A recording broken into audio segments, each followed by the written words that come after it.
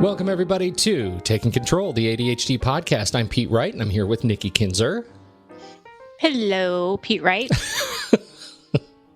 Hello, Nikki. How are you? I'm so good. It's a week until the Thanksgiving holiday here in the United States, and yes, so we've got some holiday stuff to talk about, right?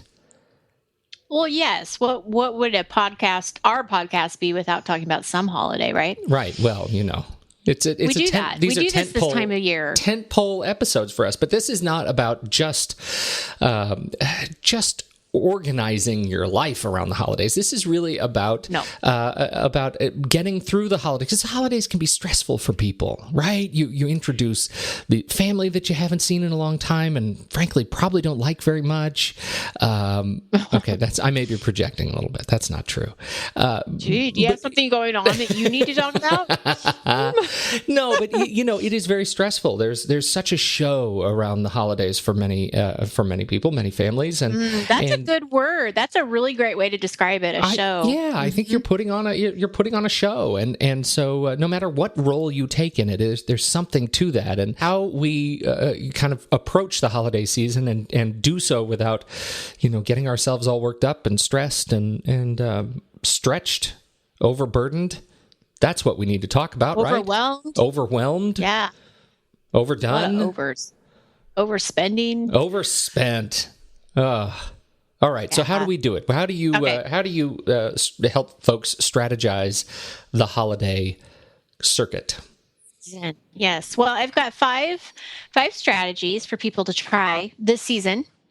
So it's something they can do immediately, since Thanksgiving is next week. And then, of course, we've got Christmas coming up. Right. And my first strategy is to do some planning. And I know that, some of the ADDers out there is like, I don't plan for anything. I procrastinate until the very last minute.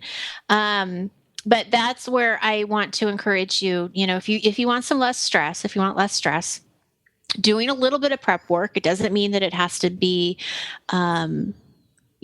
to-do lists all over the place and completely structured and so black and white that there's no flexibility. That's not what I'm saying. But just doing a little bit of prep work and a little bit of planning can go a long way. And I think one of those things that you can do with planning is just not saying yes to any commitments yet until you've actually looked at your calendar. And we've talked about this before when we're talking about boundaries. Mm-hmm. And I think that's really key here in the holidays, that if somebody asks you to do something, if they want you to volunteer, or they want you to make something for, some potluck or whatever, just before you say yes, just let them know, you know what, let me check my calendar, I'll get back to you. And that gives you enough time, kind of enough pause time to be able to really decide if it's something that you want to do. It's a calendar waiting period. Right. Yeah. It's like you can't buy a gun without waiting 7 days. You can't put anything on your calendar until you've had time to sit and think about it. 7 days. There's a 7-day rule. There's a 7-day waiting period before you say yes to anything during the holidays. That's exactly right. Now, we have also talked about this in the past of looking at your calendar daily and weekly, and I think that that's really important to do all the time, but it's also very important to do during the holidays when you've got a lot of stuff going on and you could be, pretty packed with activity. So definitely, with that planning, I think just getting into that groove or that routine of checking your calendar and knowing, what's coming up and what do I need to do for it. And if I do have a potluck on the weekend, do I need to, go grocery shopping at the beginning of the week, midweek? I mean, just start kind of thinking about those things. And if you're already working with a coach, this could be a really good area to kind of help with the coach. Mm-hmm. As far as breaking that stuff down. But if you're not, you can always just talk to your spouse or a friend, and they can kind of help you keep things straight too if you need a little extra support in that area. We also, as far as like planning for Christmas, last year we put together this holiday checklist, and it's in our downloads in the website. So if you go to the website, Take Control ADHD, go under products, you're going to see down below there that there's these downloads and there's this holiday checklist, and it's a great reminder of just certain things that you can do to prepare for your home. It is definitely got some organizing stuff on there, but also also has some planning things on there too. So and check that out. I want to be clear. It's just the template download set. So now the holiday checklist is included in the whole set. So you download the whole thing, you'll get 8 or 10 templates in there. One of them is the holiday checklist, and we just updated it. So it's brand spanking new and clean and pretty. Yeah. So not only do you get that, you get all the other ones. That's right. So it's fantastic. And then the second strategy that I would encourage people to do is to simplify. I love that word. Always have. Simplicity. I think that, again, reviewing your commitments and looking for ways to simplify. And what I mean by that is, it is a busy season for most of us. And so where can you delegate? Where can you maybe instead of feeling like you have to make everything homemade, where can you kind of cut corners and maybe just purchase it at the store or from a restaurant? Or, not every decoration needs to be out. What are your favorites? I mean, just kind of look at the different things that you do for the holidays, whether it's planning parties or decorating or gift buying. How can you simplify that? Mm-hmm. I mean, even with gifts, you could, figure out if you have 4 adults that you're buying for, get them all the same thing. Who cares? I mean, you know what I mean? It's the thought of it. It's not, I think of everybody in bulk. That's the thought does count. It's okay. But it makes life easier. And the thought is still there. You're thinking about them. You're caring about them. Right. I mean, but not everything has to be so complicated. And I think that's the key is try to simplify. So look at what you're doing and seeing if there's ways that you can do that. Excellent. Third one is a big one for the ADHD population, and that's avoiding perfectionism. I don't like this one. Let's go ahead and skip it. No, we can't. No, I think we should just. Important. Oh, okay. What we don't want to do this holiday season is compare ourselves to Pinterest. And, Take Control ADHD, Nikki Kinzer, I'm on Pinterest and I pin things all the time about organizing stuff and ADHD stuff and all kinds of stuff. I don't necessarily pin a whole lot about home decoration and party planning on the Take Control ADHD site of it. So it's hard because I like Pinterest. I totally get the allure, the thrill of it, or the allure of it. Yeah. The attraction that it holds. I mean, it's really cool on my own personal page. I have this one category that was my daughter's birthday party because we were doing a puppy themed birthday party. So I got onto Pinterest and I got all these fabulous ideas, and it was actually not that expensive because so much of it was do it yourself. Mm-hmm. So, I mean, I do think that there's a time and place for it, and it can be a really great thing, but it can also really self-sabotage yourself by going on Pinterest and thinking that you have to do this or your table has to look like this because you saw it on Pinterest. So just beware, right? I mean, that's a tough one because I like it, but at the same time, it's like, oh man, is that just setting up an expectation for people that it's just not good? Yeah, it is hard. And, I think that's, we have this natural, I think, sort of unconscious desire when you see something that you want to reproduce. It's because you want to evoke the same emotional reaction for other people when they see your version of this thing that you got when you saw it in a picture, right? You want to just sort of mirror that experience because it was so good for you. Well, you want it to be good for them too.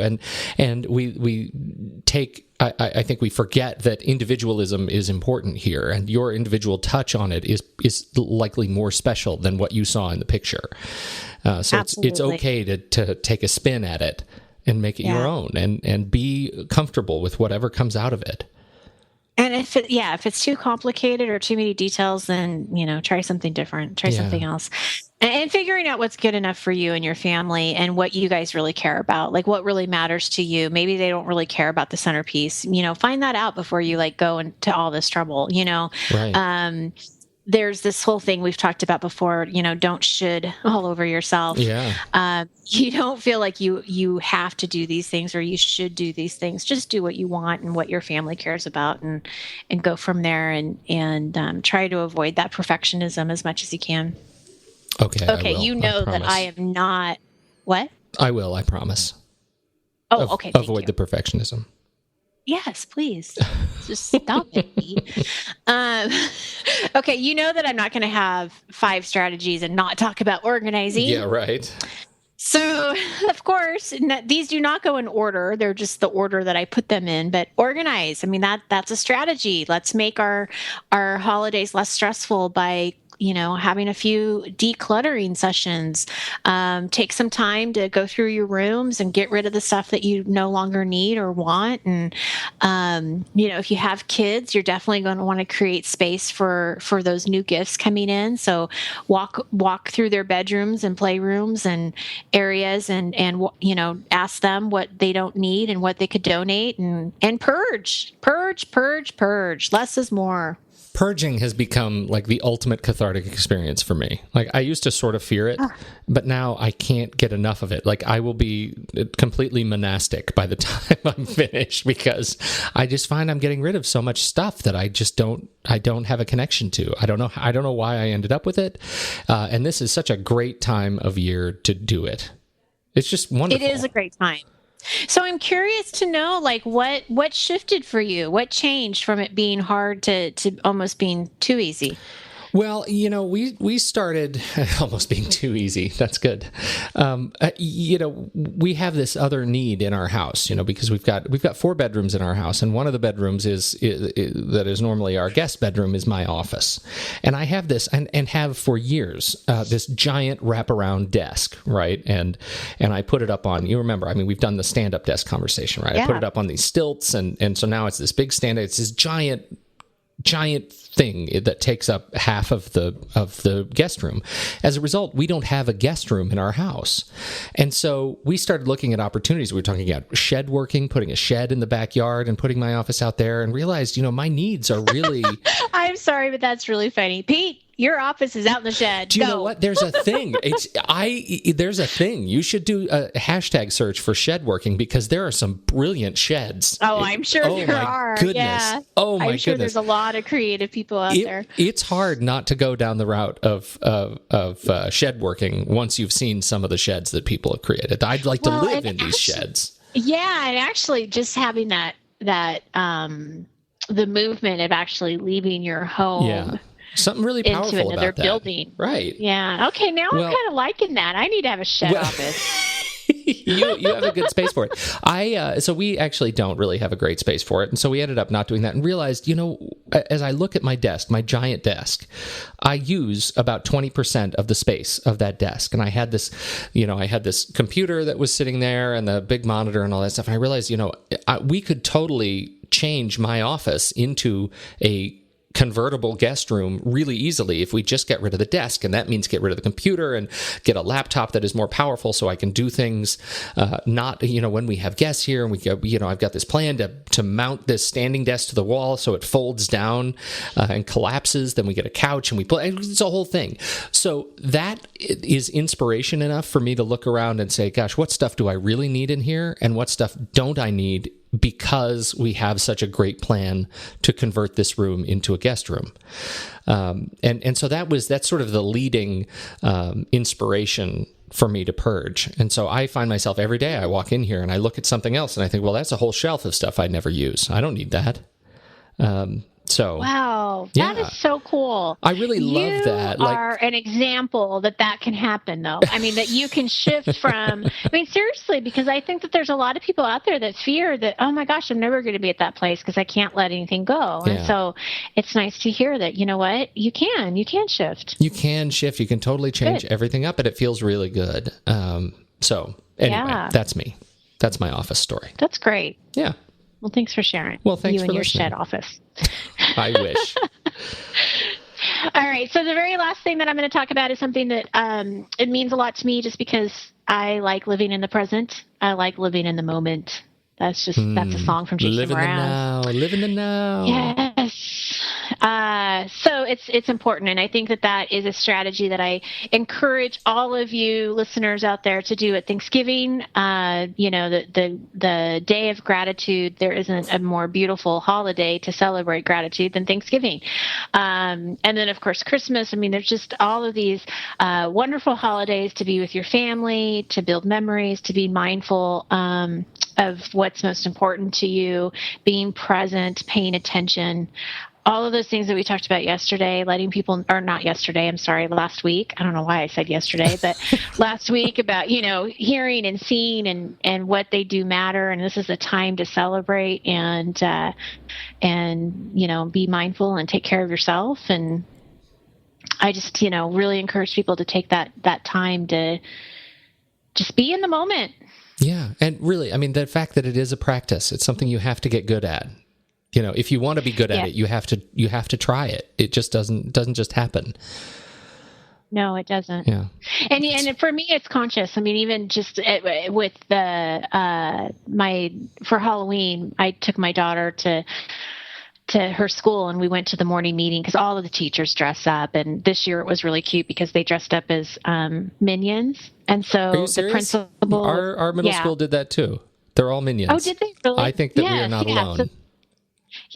So the principal was Gru, and then all of the teachers were minions, and they were the purple minions and the regular minions. It was really cute. That's awesome. But I remember sitting down in the back and just watching the kids and actually consciously being in the moment and just knowing that this wasn't good.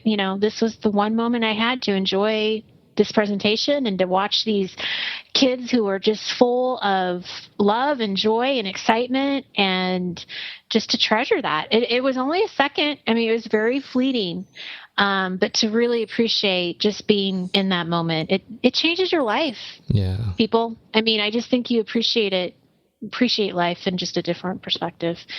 We'll probably talk more about mindfulness. I have a feeling in the next year, because that's something that means a lot to me.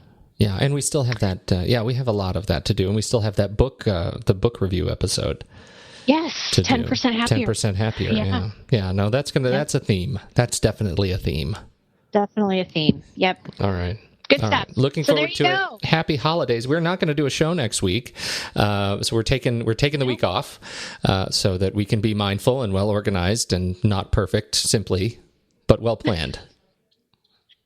Was that okay? I love that summary. That is fantastic. That's good. We need to write that down and put it somewhere. It's going to be a mantra. I will make a poster. The show.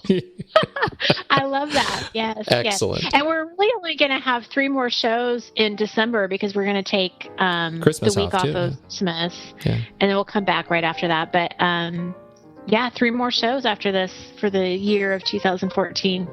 Excellent.